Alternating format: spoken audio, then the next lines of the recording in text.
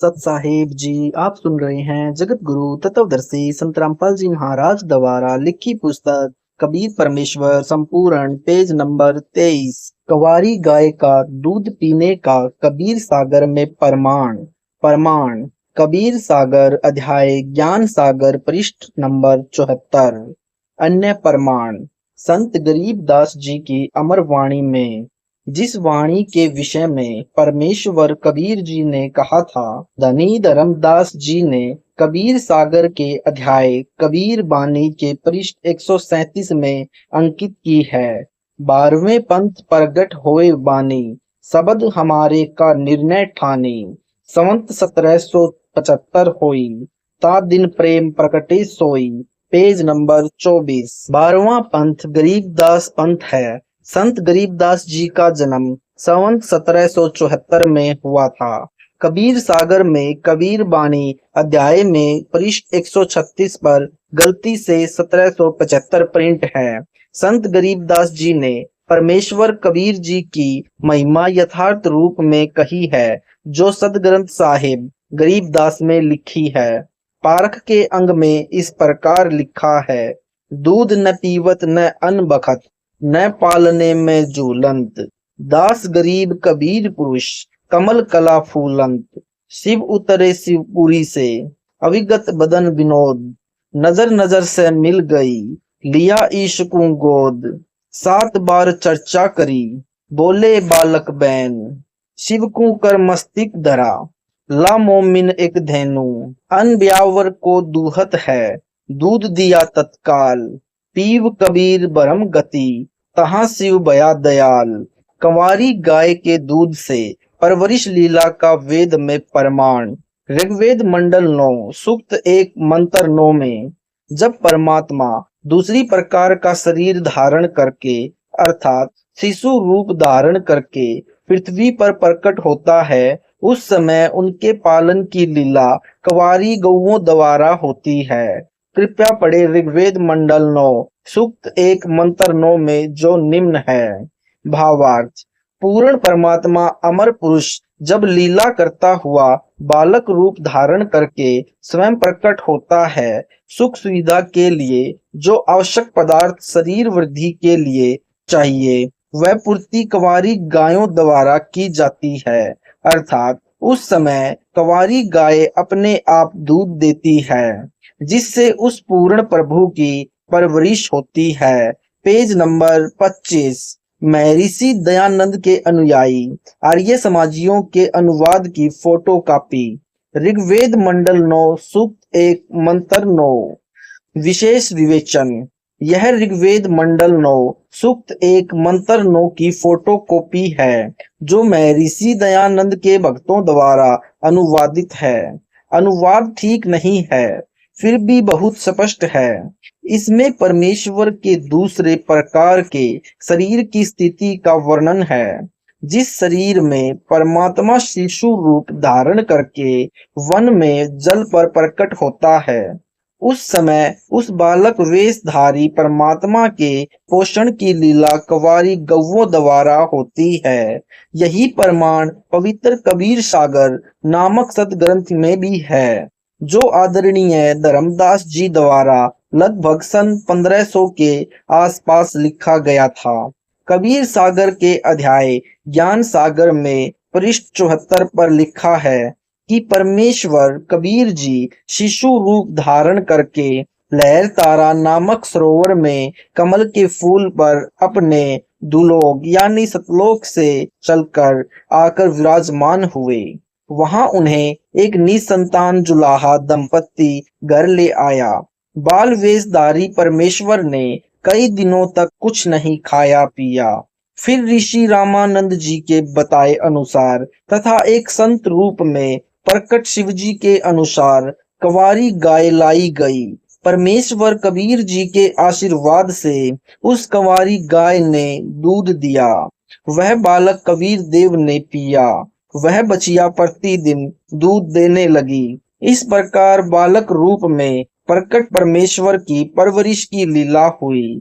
प्रमाण के लिए कृपया पढ़ें फोटो कॉपी कबीर सागर के अध्याय ज्ञान सागर के पृष्ठ 74 पर यानी इसी पुस्तक के पृष्ठ 23 पर फोटोकॉपी है, जिसमें स्पष्ट है कि परमेश्वर कबीर जी ने वही लीला की थी जिसकी वेद गवाही दे रहे हैं कि परमात्मा ऐसी लीला करता है। इससे स्पष्ट है कि कबीर परमेश्वर है। Page number 26। नीरू को धन की प्राप्ति। बालक की प्राप्ति से पूर्व दोनों मिलकर कपड़ा बुनते थे। 25 दिन बच्चे की चिंता में कपड़ा बुनने का कोई कार्य न कर सके, जिस कारण से कुछ कर्ज नीरू पर हो गया। कर्ज मांगने वाले भी उसी 25वें दिन आ गए तथा बुरी भली कहकर चले गए। कुछ दिन तक कर्ज न चुकाने पर यातना देने की धमकी सेठ ने दे डाली। दोनों पति पत्नी अति चिंतित हो गए, अपने बुरे कर्मों को कोसने लगे। एक चिंता का समाधान होता है तो दूसरी तैयार हो जाती है। दोनों को चिंतित देख बालक बोला, आप चिंता न करो, आपको प्रतिदिन एक सोने की मोहर यानी 10 ग्राम स्वर्ण पालने के बिछोने के नीचे मिलेगा। आप अपना कर्ज उतार कर अपना तथा गऊ का खर्च निकाल कर शेष बचे धन को धर्म कर्म में लगाना। उस दिन के पश्चात 10 ग्राम सोना प्रतिदिन नीरू के घर परमेश्वर कबीर जी की कृपा से मिलने लगा। यह क्रिया 1 वर्ष तक चलती रही। परमेश्वर कबीर जी ने मोहर यानी सोने का सिक्का मिलने वाली लीला को गुप्त रखने को कहा था। एक दिन नीमा की प्रिय सखी उसी समय नीरू के घर पर आई, जिस समय वह कबीर जी को जगाने का प्रयत्न कर रही थी। नीमा की सखी ने वह स्वर्ण मोहर देख ली तथा बोली, इतना सोना आपके पास कैसे आया? नीमा ने अपनी प्रिय सखी से सर्वगुप्त भेद कह सुनाया कि हमें तो 1 वर्ष से यह मोहर प्रतिदिन प्राप्त हो रही है। हमारे घर पर भाग्यशाली लड़का कबीर जब से आया है, हम तो आनंद से रहते हैं। अगले दिन ही सोना मिलना बंद हो गया। नीरू तथा नीमा दोनों मिलकर कपड़ा बुनकर अपने परिवार का पालन पोषण करने लगे। बड़ा होकर बालक कबीर भी पिता के काम में हाथ बटाने लगा। कम समय में अधिक बुनाई करने लगा।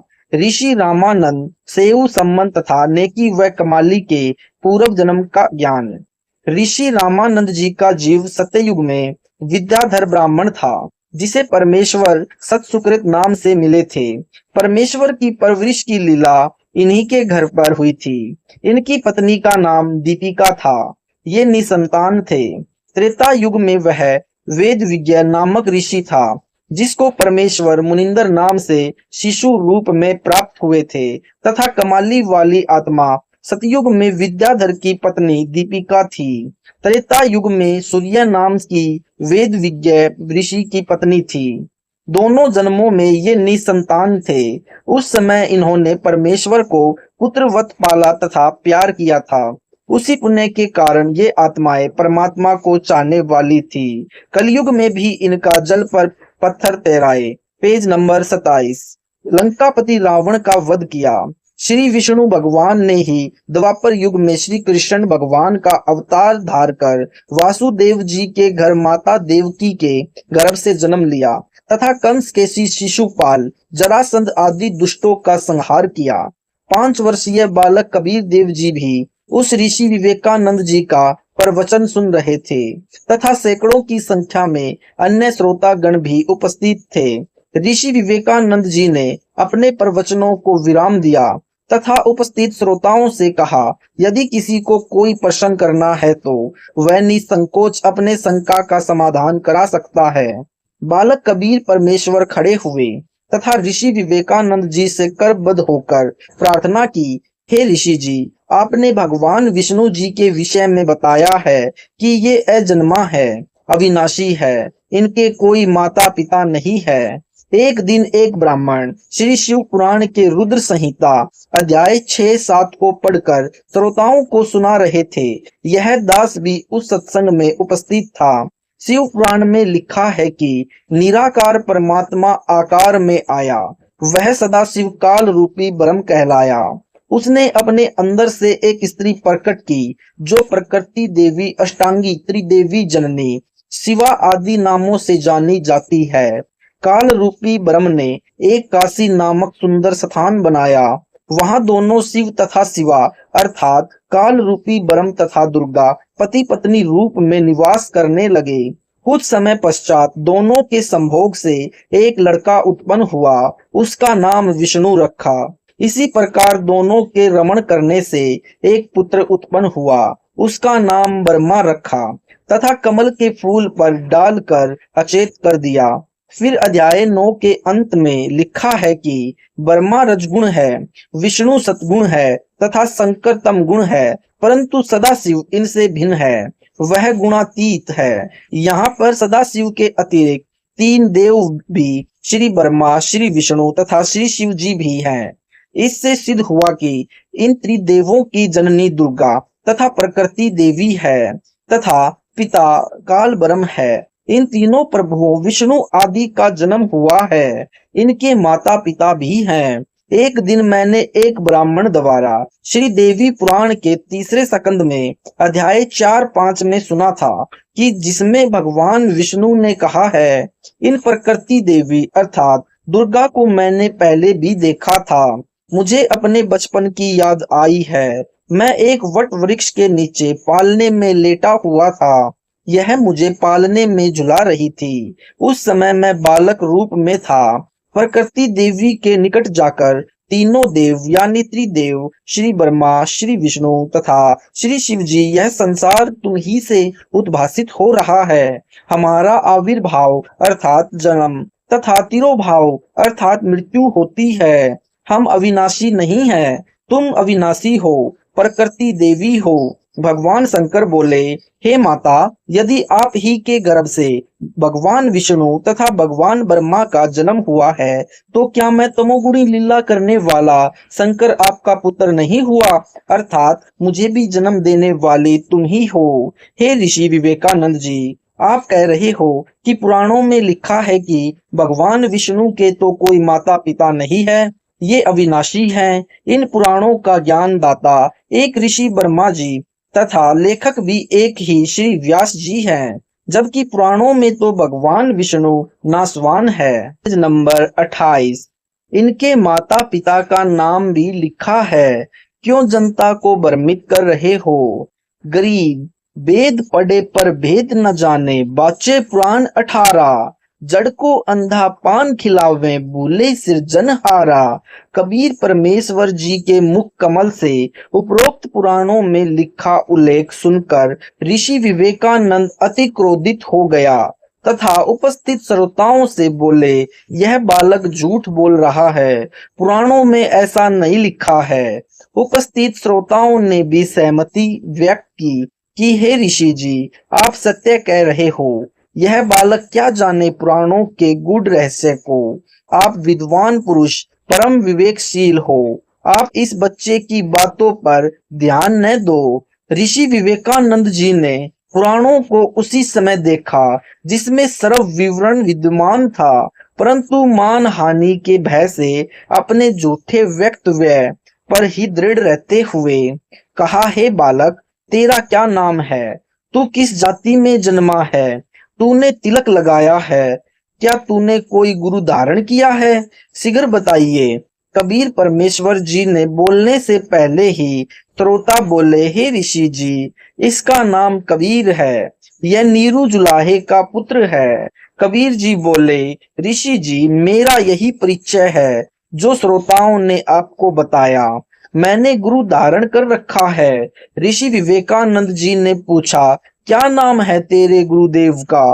परमेश्वर कबीर जी ने कहा, मेरे पूज्य गुरुदेव वही है जो आपके गुरुदेव हैं। उनका नाम है पंडित रामानंद स्वामी। जुलाहे के बालक कबीर परमेश्वर जी के मुख कमल से स्वामी रामानंद जी को अपना गुरु जी बताने से ऋषि विवेकानंद जी ने ज्ञान चर्चा का विषय बदलकर परमेश्वर कबीर जी को बहुत बुरा भला कहा तथा श्रोताओं को भड़काने व वास्तविक विषय बुलाने के उद्देश्य से कहा, देखो रे भाइयों, यह कितना झूठा बालक है। यह मेरे पूज्य गुरुदेव श्री 1008 स्वामी रामानंद जी को अपना गुरु जी कह रहा है। मेरे गुरु जी तो इन अछूतों के दर्शन भी नहीं करते। सुदूरों का अंग भी नहीं छूते। अभी जाता हूँ गुरु जी को बताता हूँ। भाई श्रोताओं, आप सभी कल सुबह सुबह स्वामी जी के आश्रम पर आना। इस जूठे की कितनी पिटाई स्वामी रामानंद जी करेंगे।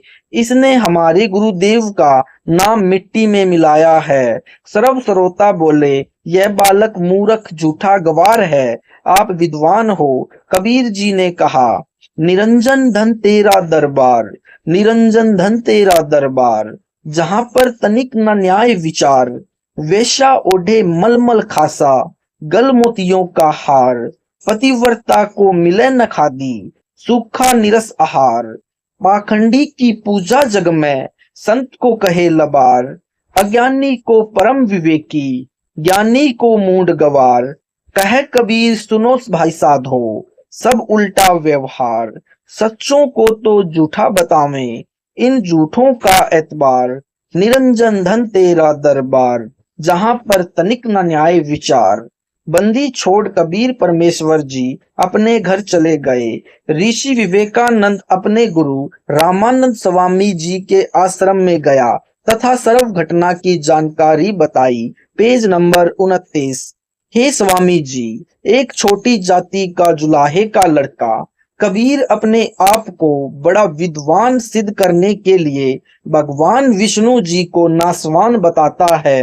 हे ऋषि जी, उसने तो हम ब्राह्मणों का घर से निकलना भी दूभर कर दिया है। हमारी नाक काट डाली, अर्थात हमें महाशर्मिंदा होना पड़ रहा है। उसने कल भरी सभा में कहा है कि पंडित रामानंद जी स्वामी मेरे गुरु जी हैं। मैंने उनसे दीक्षा ले रखी है। उस कबीर ने तिलक भी लगा रखा था, जैसा हम वैष्णव संत लगाते हैं। अपने शिष्य विवेकानंद की बात सुनकर स्वामी रामानंद जी बहुत क्रोधित होकर बोले, हे विवेकानंद, कल सुबह उसे मेरे सामने उपस्थित करो। देखना सर्व के समक्ष उसके झूठ का पर्दाफाश करूंगा। कबीर जी द्वारा स्वामी रामानंद के मन की बात बताना। दूसरे दिन विवेकानंद ऋषि अपने साथ 9 व्यक्तियों को लेकर जुलाहा कॉलोनी में नीरू के मकान में विषय में पूछने लगा कि नीरू का मकान कौन सा है। कॉलोनी के एक व्यक्ति को उनके हाव भाव से लगा कि ये कोई अप्रिय घटना करने के उद्देश्य से आए हैं। उसने शीघ्रता से नीरू को जाकर बताया कि कुछ ब्राह्मण आपके घर आ रहे हैं। उनकी नीयत झगड़ा करने की है। नीमा भी वहीं खड़ी उस व्यक्ति की बातें सुन रही थी। उसी समय वे ब्राह्मण गली में नीरू के मकान की ओर आते दिखाई दिए। नीमा समझ गई कि अवश्य कबीर ने इन ब्राह्मणों से ज्ञान चर्चा की है। वे ईर्ष्यालु व्यक्ति मेरे बेटे को मार डालेंगे।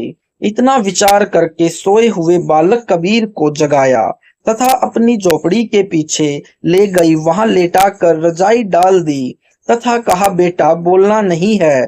कुछ व्यक्ति झगड़ा करने के उद्देश्य से अपने घर आ रहे हैं। नीमा अपने घर के द्वार पर गली में खड़ी हो गई। तब तक वे ब्राह्मण घर के निकट आ चुके थे। उन्होंने पूछा, क्या नीरू का घर यही है? नीमा ने उत्तर दिया, हाँ ऋषि जी, यही है। कहो कैसे आना हुआ? ऋषि विवेकानंद बोला, कहाँ है तुम्हारा शरारती बच्चा कबीर? कल उसने भरी सभा में मेरे गुरुदेव का अपमान किया है। आज उसकी पिटाई गुरुजी सर्व के समक्ष करेंगे। इसको सबक सिखाएंगे। नीमा बोली, मेरा बेटा निर्दोष है, वह किसी का अपमान नहीं कर सकता।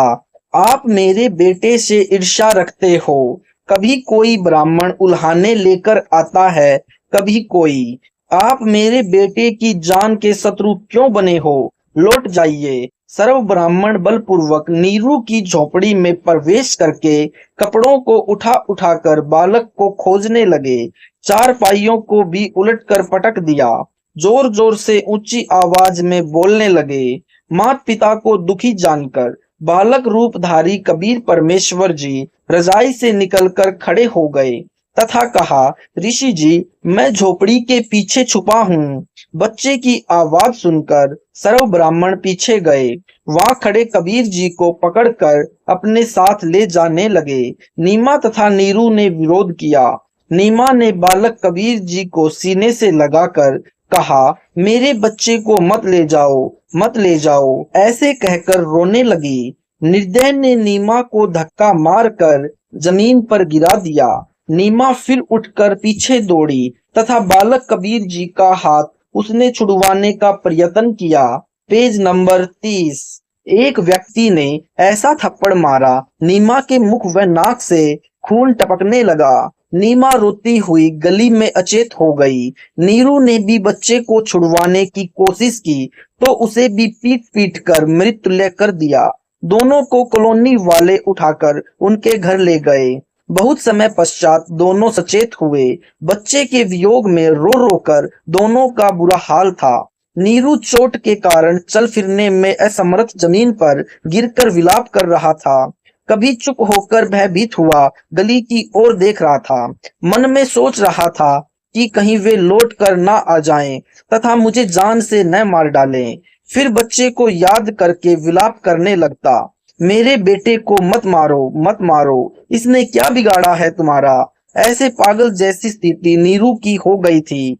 नीमा होश में आती थी, फिर अपने बच्चे के साथ हो रहे अत्याचार की कल्पना कर बेहोश हो जाती थी। मोहल्ले के स्त्री पुरुष उनकी दशा देखकर अति दुखी थे। प्रातः काल का समय था। स्वामी रामानंद जी गंगा नदी से स्नान करके लौटे ही थे। अपनी कुटिया में बैठे थे। जब उन्हें पता चला कि उस बालक कबीर को पकड़कर ऋषि विवेकानंद जी की टीम ला रही है, तो स्वामी रामानंद जी ने अपनी कुटिया के द्वार पर कपड़े का पर्दा लगा लिया, यह दिखाने के लिए कि मैं पवित्र जाति का ब्राह्मण हूँ तथा शूद्रों को दीक्षा देना तो दूर की बात है, सुबह सुबह तो दर्शन भी नहीं करता। ऋषि विवेकानंद जी बालक कबीर देव जी को कुटिया में समक्ष खड़ा करके कहा, हे गुरुदेव, यह रहा वह झूठा बच्चा कबीर जुलाहा। उस समय ऋषि विवेकानंद जी ने अपने प्रचार क्षेत्र के व्यक्तियों को विशेष कर बुला रखा था, यह दिखाने के लिए कि यह कबीर झूठ बोलता है। स्वामी रामानंद जी कहेंगे, मैंने इसको कभी दीक्षा नहीं दी, जिससे सर्व उपस्थित व्यक्तियों को यह बात जच जाएगी कि कबीर पुराणों के विषय में भी झूठ बोल रहा था, जिनके बारे में कबीर जी ने लिखा बताया था कि श्री विष्णु जी, श्री शिव जी तथा ब्रह्मा जी नासवान है, इनका जन्म होता है तथा मृत्यु भी होती है तथा इनकी माता का नाम प्रकृति देवी यानी दुर्गा है तथा पिता का नाम सदाशिव अर्थात काल ब्रह्म है। उन सर्व व्यक्तियों ने अपने हाथ मिट्टी से रगड़ रगड़ कर धोए, जिन हाथों से कबीर परमेश्वर को पकड़ कर लाए थे, तथा सर्व उपस्थित व्यक्तियों के समक्ष बाल्टी में जल भरकर स्नान किया। सर्व वस्त्र जो शरीर पर पहन रखे थे वे भी कूट कूट कर धोए। स्वामी रामानंद जी ने अपनी कुटिया के द्वार पर खड़े 5 वर्षीय बालक कबीर से ऊंची आवाज में प्रश्न किया, हे बालक, आपका क्या नाम है, कौन जाति में जन्म है, आपका भक्ति पंथ यानी मार्ग कौन है। उस समय लगभग 1000 की संख्या में दर्शक उपस्थित थे। बालक कबीर जी ने भी अधीनता पूर्वक ऊंची आवाज में उत्तर दिया, जाति मेरी जगत गुरु, परमेश्वर है पंथ, गरीब दास लिखित पढ़े, मेरा नाम निरंजन कंत। हे स्वामी सृष्टा में, सृष्टि मेरे तीर, दास गरीब अधर बसूं, अविगत सत्य कबीर, गोता मारूं स्वर्ग में, जा बैठूं पाताल, गरीब दास ढूंढत फिरूं, हीरे माणिक लाल। भावार्थ, कबीर जी ने कहा, हे स्वामी रामानंद जी, पेज नंबर 31, परमेश्वर के घर कोई जाति नहीं है। आप विद्वान पुरुष होते हुए वर्ण भेद को महत्व दे रहे हो, धिक्कार है ऐसी विद्वता को। मेरी जाति व नाम तथा भक्ति पंथ जानना चाहते हो तो सुनो, मेरा नाम वही कबीर देव है जो वेदों में लिखा है, जिसे आप भी पढ़ते हो। मैं वह निरंजन यानी माया रहित, कंत यानी स्वर्ग का पति अर्थात सबका स्वामी हूँ। मैं ही सर्व सृष्टि रचनहार यानी सृष्टा हूँ। यह सृष्टि मेरे ही आश्रित यानी तीर है। मैं ऊपर सतलोक में निवास करता हूँ। मैं वह अमर अव्यक्त यानी अविगत सत कबीर हूँ, जिसका वर्णन गीता अध्याय 8 श्लोक संख्या 20 से 22 में है। हे स्वामी जी, गीता अध्याय 7 श्लोक 24 में गीता ज्ञान दाता अर्थात काल ब्रह्म यानी क्षर पुरुष अपने विषय में बताता है कि यह मूर्ख मनुष्य समुदाय मुझ अव्यक्त को कृष्ण रूप में व्यक्ति मान रहे हैं। मैं सबके समक्ष प्रकट नहीं होता। यह मनुष्य मेरे इस अश्रेष्ठ अटल नियम से अपरिचित है। 24 गीता अध्याय 7 श्लोक 25 में कहा है कि मैं अपनी योग माया से छिपा हुआ अपने वास्तविक रूप में सबके समक्ष प्रत्यक्ष नहीं होता। यह अज्ञानी जन समुदाय मुझ कृष्ण व राम आदि की तरह माता से जन्म न लेने वाले प्रभु को तथा अविनाशी यानी जो अन्य अव्यक्त परमेश्वर है को नहीं जानते। हे स्वामी रामानंद जी, गीता अध्याय 7 श्लोक 24-25 में गीता ज्ञान दाता काल ब्रह्म ने अपने को अव्यक्त कहा है। यह प्रथम अव्यक्त प्रभु हुआ। अब सुनो दूसरे तथा तीसरे अव्यक्त प्रभुओं के विषय में। गीता अध्याय 8 श्लोक 18-19 में गीता ज्ञानदाता ने अपने से अन्य अव्यक्त परमात्मा का वर्णन किया है। कहा है, यह सर्व चराचर प्राणी दिन के समय अव्यक्त परमात्मा से उत्पन्न होते हैं, रात्रि के समय उसी में लीन हो जाते हैं। यह जानकारी काल ब्रह्म ने अपने से अन्य अव्यक्त प्रभु यानी पर ब्रह्म अर्थात अक्षर ब्रह्म के विषय में दी है। यह दूसरा अव्यक्त प्रभु हुआ। तीसरे अव्यक्त परमात्मा अर्थात परम अक्षर ब्रह्म के विषय में गीता अध्याय 8 श्लोक 20 से 22 में कहा है कि जिस अव्यक्त प्रभु का गीता अध्याय 8 श्लोक 18 से 19 में वर्णन किया है वह पूर्ण प्रभु नहीं है। वह भी वास्तव में अविनाशी प्रभु नहीं है, परंतु उस अव्यक्त यानी जिसका विवरण उपरोक्त श्लोक 18-19 में है से भी अति परे दूसरा जो सनातन अव्यक्त भाव है, वह परम दिव्य परमेश्वर सब भूतों यानी प्राणियों के नष्ट होने पर भी नष्ट नहीं होता। वह अक्षर अव्यक्त अविनाशी अविगत अर्थात वास्तव में अविनाशी अव्यक्त प्रभु इस नाम से कहा गया है। उसी अक्षर अव्यक्त की प्राप्ति को परम गति कहते हैं। जिस दिव्य परम परमात्मा को प्राप्त होकर साधक वापस लौटकर इस संसार में नहीं आते, यानी इसी का विवरण गीता अध्याय 15 श्लोक 1 से 4 तथा श्लोक 16 से 17 में भी है। वह धाम अर्थात जिस लोक यानी धाम में वह अविनाशी परमात्मा रहता है, वह धाम मेरे वाले लोक से श्रेष्ठ है। हे पार्थ, जिस अविनाशी परमात्मा के अंतर्गत सर्व प्राणी है, जिस सजीदानंद घन परमात्मा से यह समस्त जगत परिपूर्ण है, वह सनातन अव्यक्त परमेश्वर तो अनन्य भक्ति से प्राप्त होने योग्य है। यानी गीता अध्याय 8 श्लोक 20, 21, 22। हे स्वामी रामानंद जी, मैं वही तीसरी श्रेणी वाला अविगत यानी अव्यक्त सत्य यानी सनातन अविनाशी भाव वाला परमेश्वर यानी कबीर हूँ, जिसे वेदों में कबीर देव कहा है। वही कबीर देव मैं कहलाता हूँ। सत साहेब जी, यह वीडियो आपको कैसा लगा हमें कमेंट करके जरूर बताएं। अगर आपको यह वीडियो अच्छा लगा तो इस वीडियो को लाइक करें, ज्यादा से ज्यादा शेयर करें और हमारे चैनल को सब्सक्राइब करना बिल्कुल भी न भूलें। सत साहेब जी।